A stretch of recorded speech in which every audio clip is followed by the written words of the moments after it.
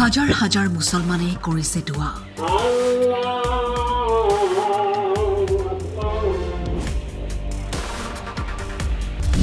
হে আল্লাহ, কবুল কৰা প্ৰাৰ্থনা, উৎকট গৰমৰ পৰা ৰক্ষা কৰা।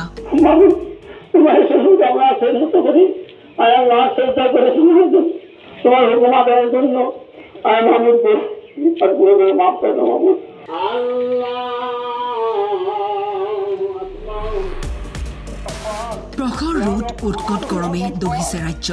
পূৰ্বৰ সকলো ৰেকৰ্ড কৰিছে ভংগ। ছেপ্টেম্বৰ মাহৰ এই পৰিস্থিতি দেখি বৰষুণ বিচাৰি সমূহীয়া দোৱা প্ৰাৰ্থনা কৰিছে ইছলাম ধৰ্মী লোকসকলে।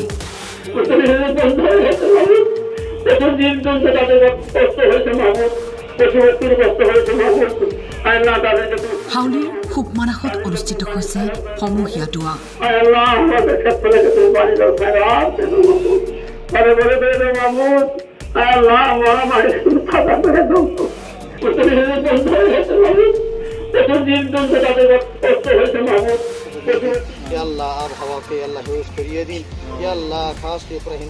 আনহাতে মৰিগাঁও লাহৰীঘাটতো বৰষুণৰ বাবে আল্লাহৰ ওচৰত দোৱা কৰিছে ইছলাম ধৰ্মী লোকসকলে।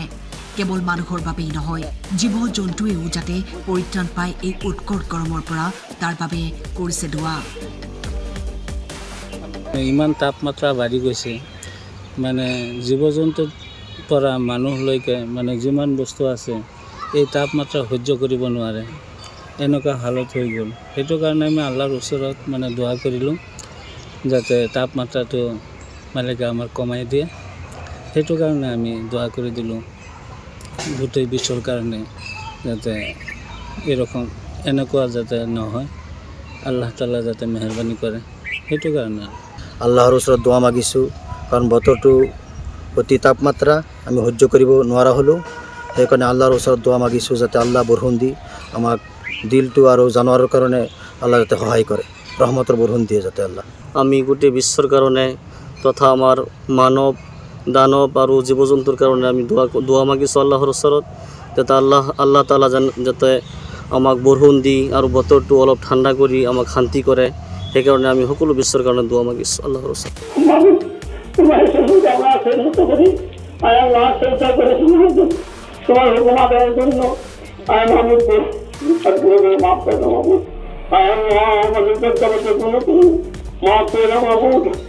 মৰিগাঁৱৰ পৰা কিশোৰ ডেকা ৰজা আৰু হাউলিৰ পৰা জাহিৰ আব্বাছৰ ৰিপৰ্ট, টাইম 8।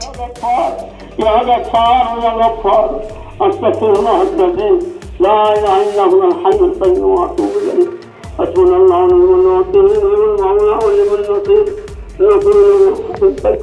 الله يرحم محمد رسول الله متقبل نازل করবে বৃষ্টি বর্ষণ করে অনেক বৃষ্টি হয়েছে ভালো উত্তরে বন্ধ হয়েছে ভালো প্রচুর দিন চলছে তাদের কষ্ট হয়েছে মাহমুদ পশুপক্ষীর কষ্ট হয়েছে মাহমুদ আল্লাহ তাদেরকে তুমি শান্তি করো মাহমুদ তাদেরকে তুমি পানি সাহায্য করে দাও মাহমুদ আল্লাহ